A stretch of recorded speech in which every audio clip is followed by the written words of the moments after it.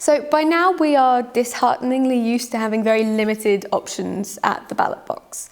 We're pretty much used to seeking out the biggest, grubbiest bastards and voting for whoever looks least like them. When it comes to the EU referendum, no such luck. You have David Cameron and Goldman Sachs on one hand, and Boris Johnson and Nigel Farage in the Leave camp, and you've also got Jean-Claude Juncker in the EU Commission itself. Basically, every side has its ruthless ideologues. So how can the radical left possibly respond to a debate where the terms are set by these kind of people? It is mind-bogglingly frustrating. And what's more is that it's increasingly obvious that EU institutions are undemocratic. The EU Commission is unelected and unaccountable, and its leaders are openly contemptuous of any moves towards democratisation. And the European Parliament has seen falling, feeble levels of turnout, and it's absolutely riddled with lobbyists. So it's little wonder then that some people on the left see Brexit as an opportunity to break with these kinds of undemocratic institutions, a way to reinvigorate national sovereignty. But unfortunately, the way that some people on the left frame the Brexit debate just doesn't correspond to the political realities at stake in a post-referendum world. That includes Navarra's own dear Aaron Bassani. Over the past half-century, the EU has provided the legislative basis for many key environmental protections, many provisions on human rights and in-work protections, which aren't directly encoded in the British legal system, particularly since we don't have a formal constitution.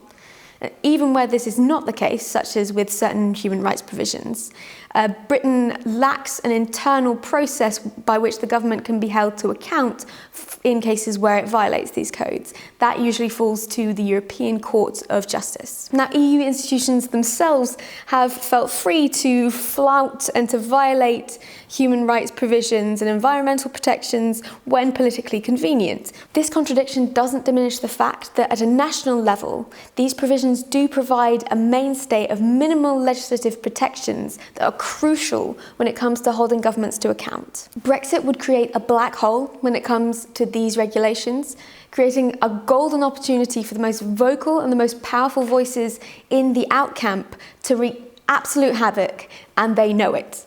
This is what they're talking about when they're talking about cutting red tape and they're talking about making Britain more competitive.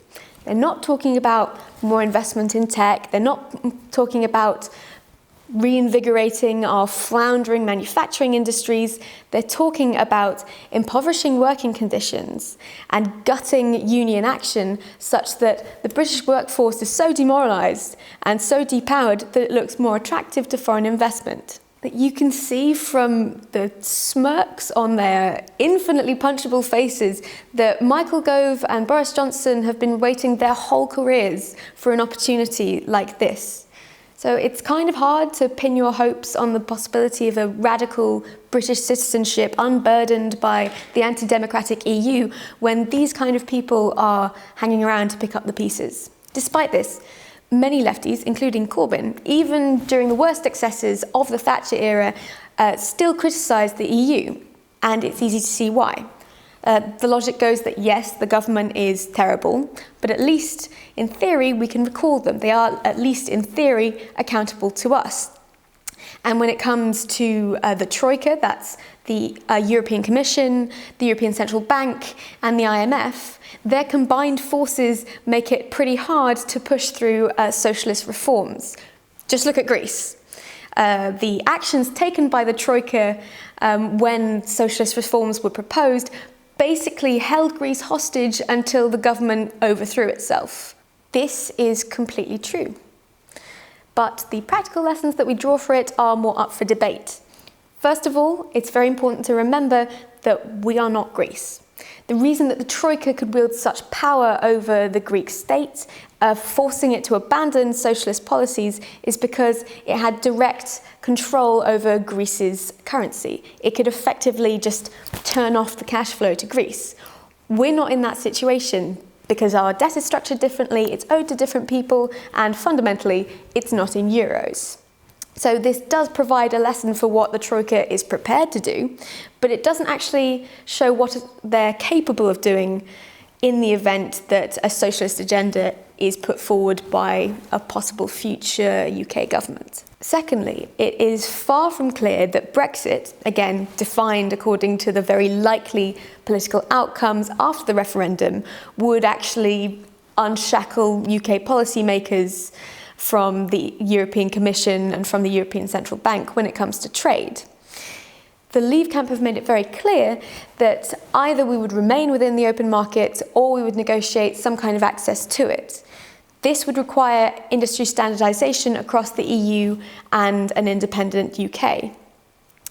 This would mean that we would have to conform to all the same trade regulations. So we'd still be subject to and complicit in the same free trade policies designed to ease the flow of transnational capital across borders, designed to secure Western economic hegemony over places in the global economic south. We would just give up the direct chain of influence that it might take to change these trade policies in the long term on a multilateral level. It's a similar story when it comes to TTIP. Now, what's TTIP? It's the Transatlantic Trade and Investment Partnership.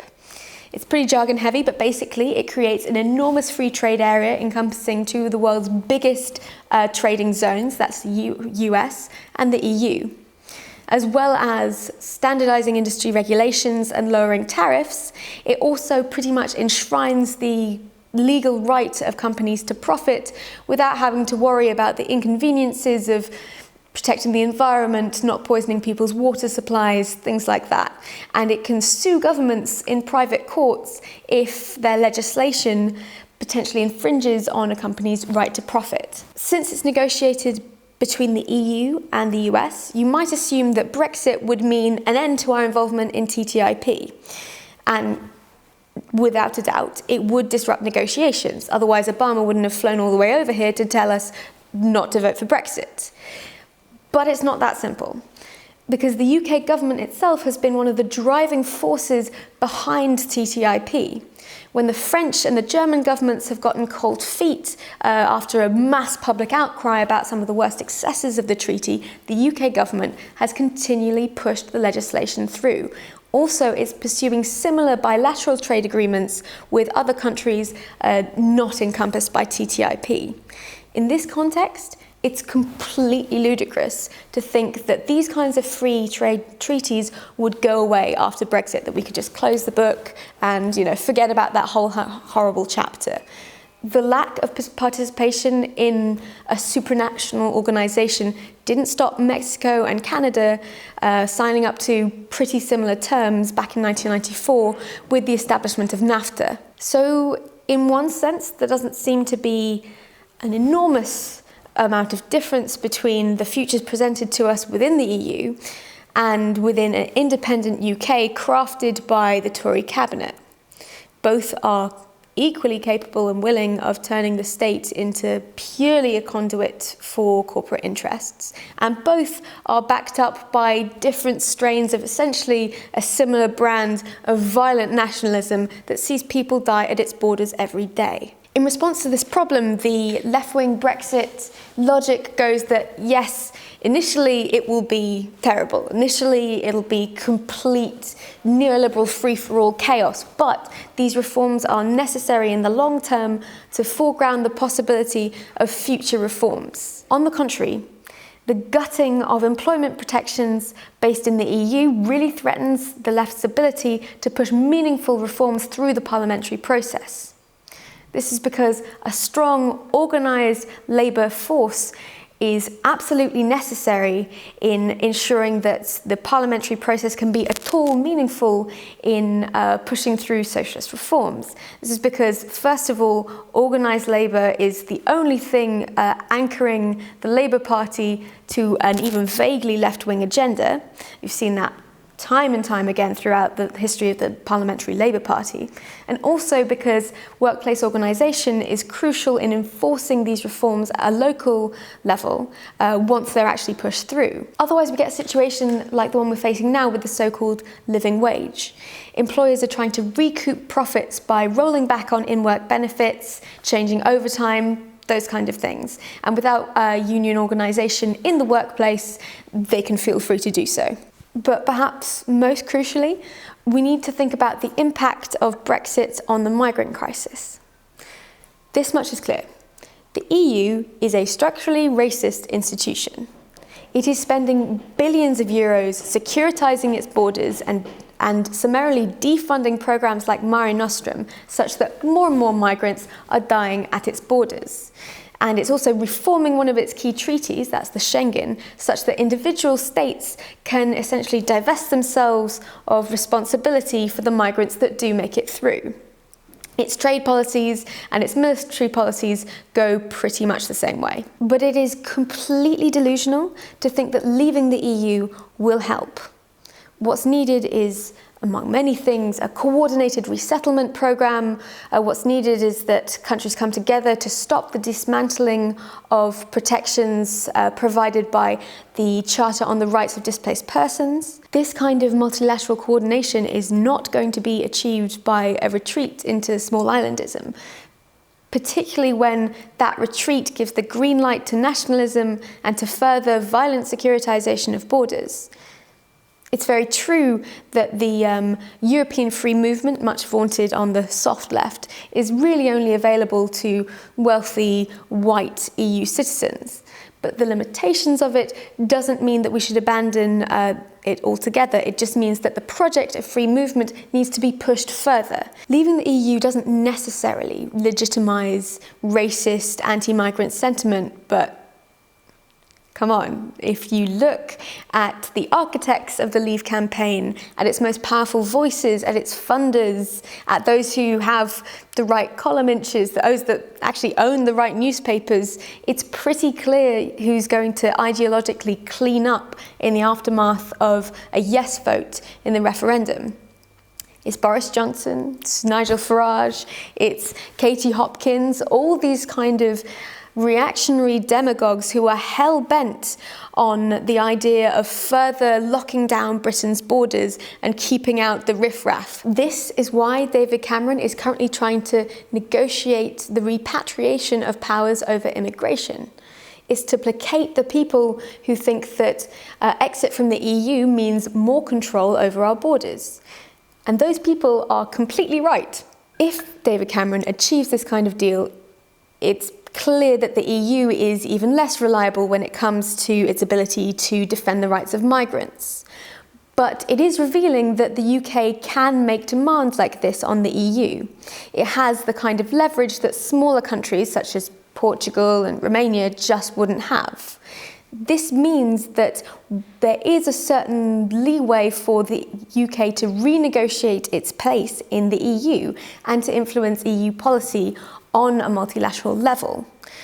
This means that all the talk of reforming the EU, of democratizing the EU, of perhaps pushing more progressive legislation through EU institutions, particularly when it comes to migration, it's not just hand-waving, it's not just empty discourse, it's a genuine political possibility. But right now, as much as I would love to say otherwise, the choice just isn't between assenting to an anti-democratic, neoliberal institution and crafting some kind of genuine political sovereignty. Both overwhelmingly likely solutions post-Brexit are crafted by people with essentially the same political priorities. In this context, we need to choose the option that gives us the best chance, legally, practically, and ethically, of pursuing progressive policies long-term at a multilateral level. So, you know what I think, you know what Aaron thinks, and if you want to join in the discussion, you just hit us up on social media, Facebook, Twitter at Novara Media. You can tell me all the ways that I'm wrong at Eleanor Penny, and until then, I will see you next time. Thanks for watching.